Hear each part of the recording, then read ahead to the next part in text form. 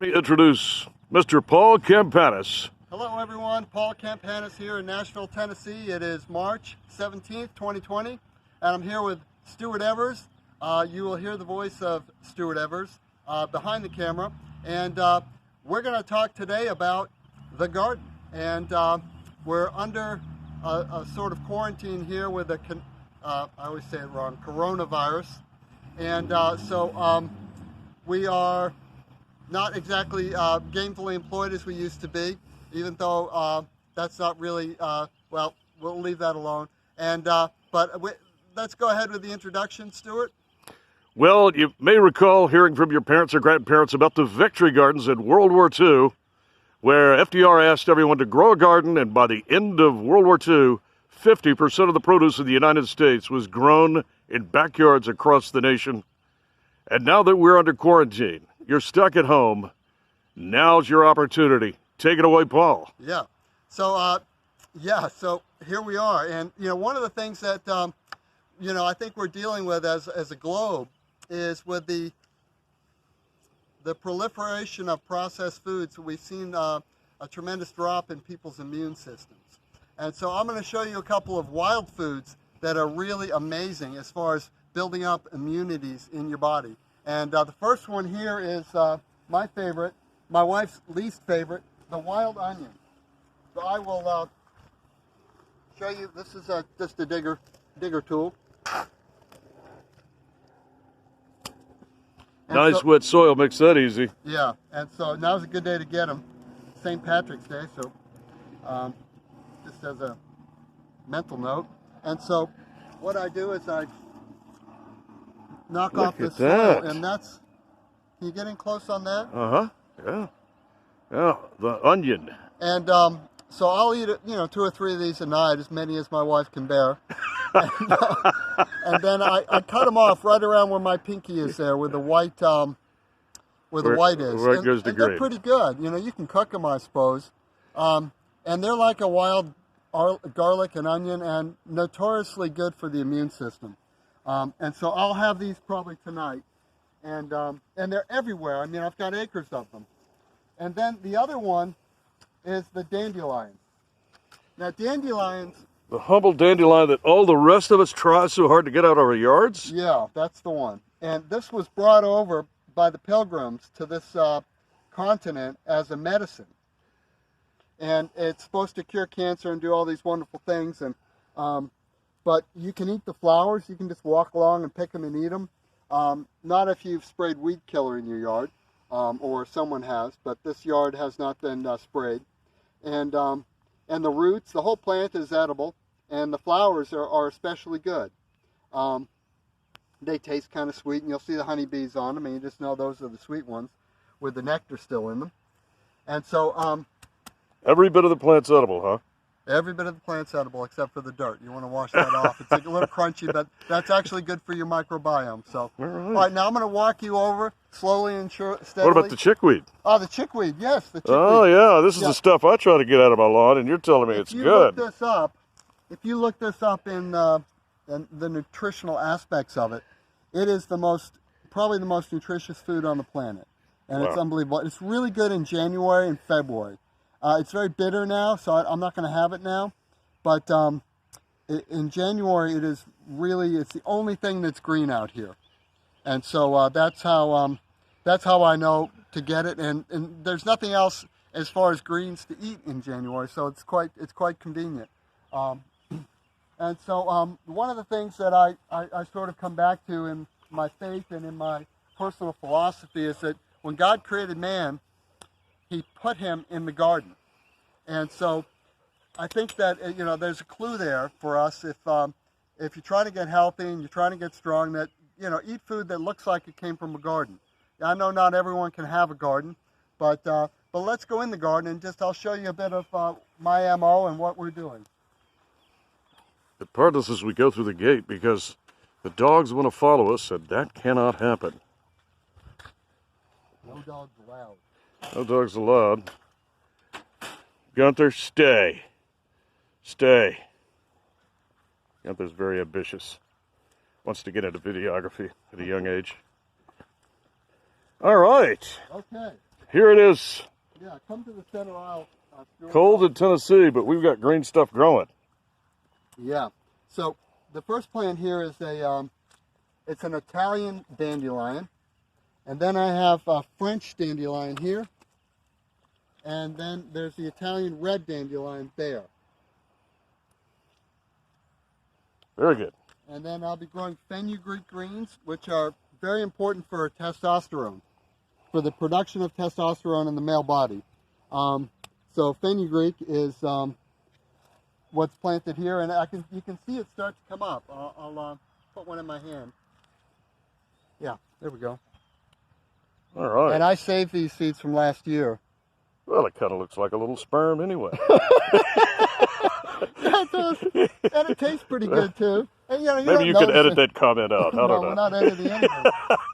And these are peas, and pea shoots make a wonderful. And look how deep that root is. Yeah. And pea shoots, you just eat the greens. Cool. Yeah. And so I planted that, and then we come over here, and I'll show you. Radishes.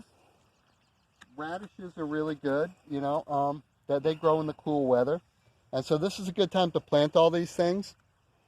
So you got these raised mounds. Oh yeah, thank you. So you see how it rained very heavily last night, and so I have everything in raised mounds so it will drain, because if the plants are in the standing water, they'll die right away. Too much. Yeah, too much of a good thing. Yeah, too much of a good thing. So by putting them in the raised mounds, they drain.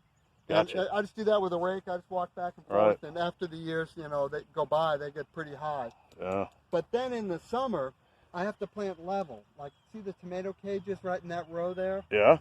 I have to plant those on level ground so that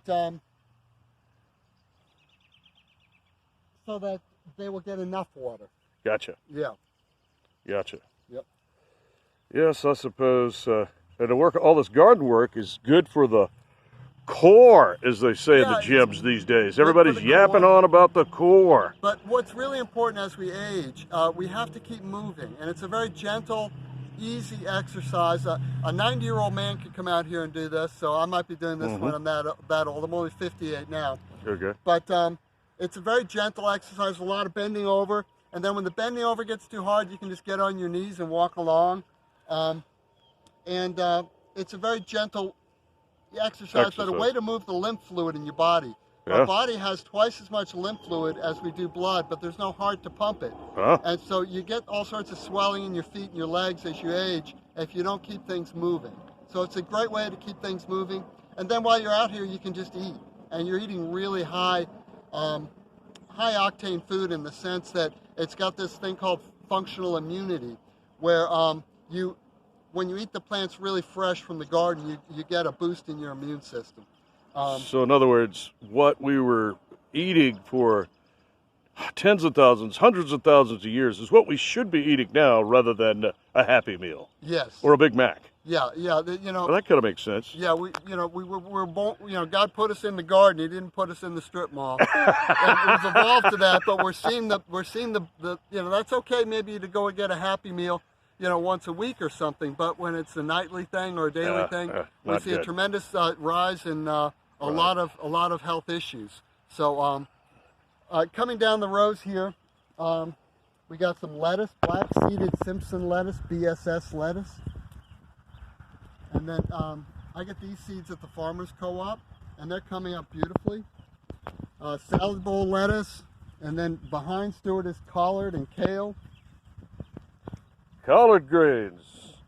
Yeah, that was always a southern thing. Business call coming in. Let that one go. And this is cilantro, and these are sprouts. So I have this row.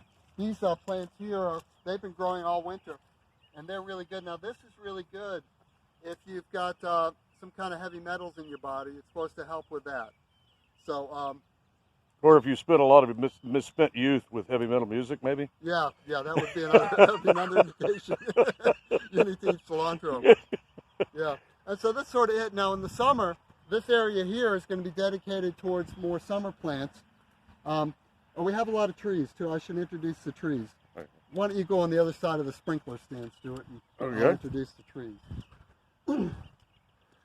Well, I've never been introduced to trees before, so this is the first time for me. Well, that's okay. Stop there. You will be at ease among the trees, Stewart. You really can't see a whole lot, but that is a mulberry tree there, and I planted that primarily for shade, so I can come in here and rest. Okay. And then I have I have a goji berry tree there, and then all around the edge I have fig trees and pawpaw trees. Oh. The pawpaw is about this big. It's called the hipster banana. All right. And it grows wonderfully in Tennessee.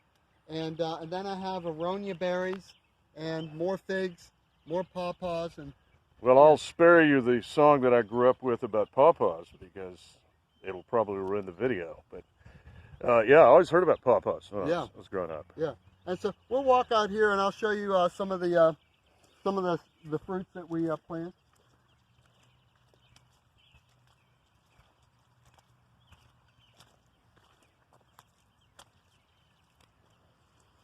I hope they can hear the birds chirping in the background. Yeah, there's lots of free music while we're out here too. And one of the things I don't do is I don't mow a lot. And so what happens is the birds are granivores. They like those heads of grain. So there's a lot of birds here.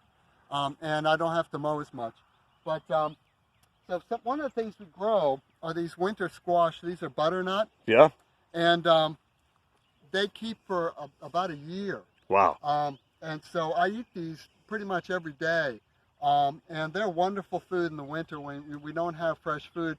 You can cut into these, and there's lots of ways to cook them. I eat them raw, but most people cook them. And so we grew 1,500 pounds last year of this and stored it in my basement. And I gave it away to all of my friends and family.